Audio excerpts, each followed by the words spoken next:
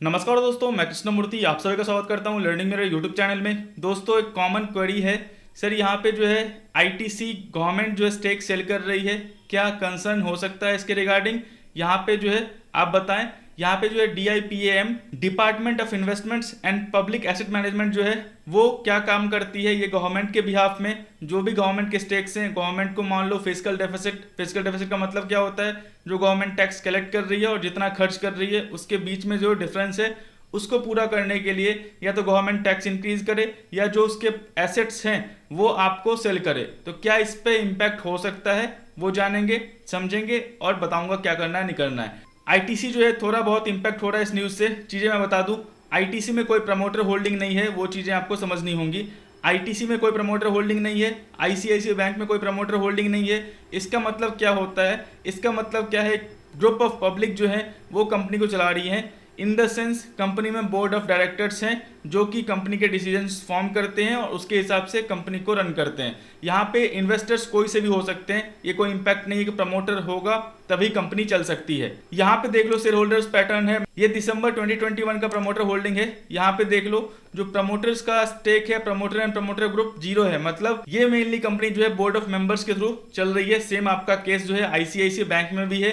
Promoter holding सबका इन्फोसिस में बहुत ही रिड्यूस हो गया है। इसका मतलब ये नहीं प्रमोटर नहीं है तो कंपनी नहीं चल सकती, ये एक अच्छा तरीका है। प्रमोटर है तो वो अच्छी बात है और प्रमोटर नहीं भी है तो भी ये अच्छे तरीके से आपको काम करती है। आपको याद होगा 2017 में जब चंदा कोचर का केस हुआ था, प्रमोटर्स बोर्ड ऑफ डायरेक्टर्स जो है एक्शन कितना स्ट्रिक्ट लिए हुए थे, इंस्टेंटली सीईओ को रिमूव कर दिया आईसीआईसीआई बैंक के। तो वो चीज़ ध्यान रखना होगा। पब्लिक में सभी चले आते हैं शेयर होल्डर्स, वो आपका पब्लिक शेयर होल्डर्स यहाँ पे दिख रहा होगा। Non promoter non public mainly जो है म्यूचुअल फंड्स हाउस हो गए, गवर्नमेंट हो गई, जो भी हो गई यहाँ पे आपको चला आएगा और यहाँ पे सारे के सारे आपको जो है चले आने वाले हैं। तो मेनली चीज़ें बताऊंगा आपको, कंपनी क्या की है लास्ट 10 ईयर्स में, ग्रोथ कैसा है, प्रोस्पेक्ट कैसा है, क्या इसका इम्पैक्ट पड़ सकता है। इसका कुछ भी इम्पैक्ट नहीं पड़ सकता। मान लो गवर्नमेंट के पास 7.9% होल्डिंग है, वो सेल करने वाली है, तो वो कोई ना कोई लेगा आपका। तो जिसको प्रोस्पेक्ट सही दिख रहा है कंपनी में वो जो है स्टेक बाय कर लेगा। तो यहाँ पे किसी का जाना किसी का आना वो कोई कंसर्न नहीं होता। मेन आपका ऑब्जेक्टिव होता है कंपनी कैसे करने वाली है नेक्स्ट 10 ईयर्स में, प्रोडक्ट क्या है, कस्टमर बेस क्या है, कॉम्पिटिशन कैसे वो मैनेज करने वाली है, वो जो है बोर्ड मेंबर्स अच्छे से देख रहे हैं। ये चीज आप समझ गए। यहाँ पे आप देख लो, ये जो है आपका 2022 का जो है रिजल्ट, 21 का रिजल्ट है आपका। यहाँ पे क्वार्टरली जो है आपका अर्निंग, यहाँ पे टोटल इनकम दिख रहा होगा और ईयरली आपको इनकम दिख रहा होगा। मैंने जो है 2010 का जो है इसका अर्निंग्स और आपको रेवेन्यू निकाला हुआ है, यहाँ पे देख लो। 2010 में जो है मार्च में इसका ऑलमोस्ट जो रेवेन्यू था वो 18,382 करोड़ का था, जो कि बढ़ के आपका 51,775 करोड़ का हो गया है। मतलब लास्ट 12 ईयर्स में इसने जो है अपने जो है रेवेन्यू को 3 टाइम्स ग्रो किया है। अर्निंग्स की बात कर लेते हैं। अर्निंग्स जो है इसका, अर्निंग्स यहाँ पे आपको दिख जाएगा। प्रॉफिट फॉर द पीरियड, आपका जो साल का प्रॉफिट है वो 13,031 करोड़ का है। 10 ईयर्स पहले देखते हैं प्रॉफिट कितना था इसका।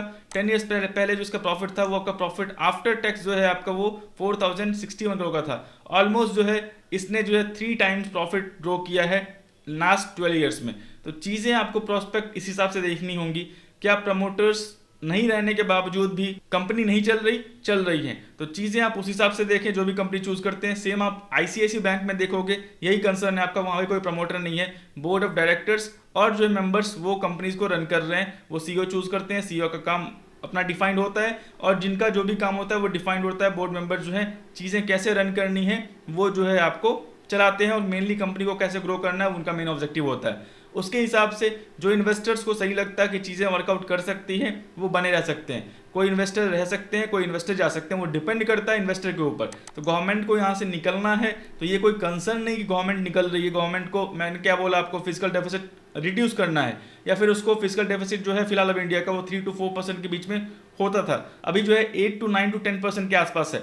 मतलब गवर्नमेंट जो टैक्स कलेक्ट कर रही है और जो एक्सपेंड कर रही है उसमें बहुत ही बड़ा जो है डिफरेंस देखने को मिल रहा है। उसको रिड्यूस करने के लिए गवर्नमेंट चाहे LIC में स्टेक सेल कर रही है, चाहे किसी और चीज़ में स्टेक सेल कर रही है, वो गवर्नमेंट की मर्जी है। अगर मान लो गवर्नमेंट ने LIC में स्टेक सेल किया है तो यहाँ पे कोई प्लेयर्स जैसे आप हो गए, retail investors, mutual fund house, FIIs, DIIs वो एंटर किया हुआ है। सिंपल सी टर्म है, और कोई स्टेक बाय नहीं करता तो गवर्नमेंट सेल नहीं कर पाती। तो यहाँ पे जो है चीज़ें आपको देखना होगा कि प्रोस्पेक्ट कंपनी का कैसा चलने वाला है नेक्स्ट 10 ईयर्स में। वो मुझे नहीं लगता कोई भी अंडरलाइंग चेंजेस होने वाले हैं इसके प्रोडक्ट्स में, इसके डिस्ट्रीब्यूशन में, इसके कस्टमर बिहेवियर में, कंजम्पशन में कुछ भी चेंजेस नहीं होने वाला। बस शेयर होल्डर्स फिलहाल अभी न्यूज़ ही आया है, चेंज हो सकता है बाकी कुछ भी कंसर्न नहीं है। तो ये कोई बड़ा कंसर्न नहीं है, चीज़ें आप रह सकते हो, देख सकते हो, चीज़ें प्रॉस्पेक्ट इसकी क्लियर है, डिविडेंड मिलती रहेंगी। बाकी बोर्ड ऑफ डायरेक्टर्स मेंबर्स पे छोड़ दो, कंपनी को ग्रो कैसे करना है वो चीज़ें करती रहेंगी। बस आपको ट्रैक करते रहना है कंपनी ग्रोथ कैसी कर रही है, न्यू प्रोडक्ट क्या लॉन्च कर रही है, कस्टमर पेनिट्रेशन कैसे इंक्रीज कर रही है, चीज़ें क्लियर हैं आपको तो बने रह सकते हो। कौन